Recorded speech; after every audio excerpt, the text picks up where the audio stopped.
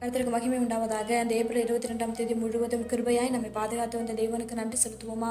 கிருபையும் மகிமையும் நிறைந்த எங்கள் பரிசுத்தமுள்ள நல்ல தகப்பனே, ஸ்தோத்தரிக்கிறோம் துதிக்கிறோம் ராஜா. இந்த இரவு நேரத்திலும் உம்மை நோக்கி பார்க்கக்கூடிய கிருபை கொடுத்ததற்காக நன்றி தகப்பனே. அப்ப அந்த நாளிலும் உமக்கு பிரியமில்லாத காரியங்களை செய்து உடைய இதயத்தை துக்கப்படுத்தியதற்காக எங்களை தயவாய் மன்னியும் ராஜா. ஆண்டவரே, உமக்கு பிரியமான பிள்ளையாய் வாழ உதவி செய்யுங்கப்பா. இந்த நாளிலும் எங்கள் தேவைகள் எல்லாவற்றையும் சந்தித்து நாங்கள் சோர்ந்து போகாதபடி உடைய வார்த்தை கொண்டு எங்களை குணப்படுத்தியதற்காக நன்றி தகப்பனே. ஆண்டவரே, இந்த நாளிலும் நாங்கள் பெருமை காட்டி கொண்டதற்காக எங்களை தயவா மன்னிச்சிருங்க ஏசப்பா. ஆண்டவரே, பெருமை அப்படின்ற ஒன்று எங்கள் இதயத்துக்குள்ள எப்பொழுதுமே இல்லாதபடி தாழ்மையா இருக்க எங்களுக்கு கற்றுத்தாங்க ஏசப்பா. ஆண்டவரே, பெருமை காட்டி கொள்ற அளவுக்கு இங்க எங்களால எதுவுமே இல்லை ஆண்டவரே. எல்லாமே உங்க கிருபையும் உங்க இரக்கமும் உங்க தயவும் மட்டும்தான் ஏசப்பா. ஆண்டவரே, அதை உணர்ந்தவர்களாய் வாழ நீர் எங்களுக்கு உதவி செய்வீராக.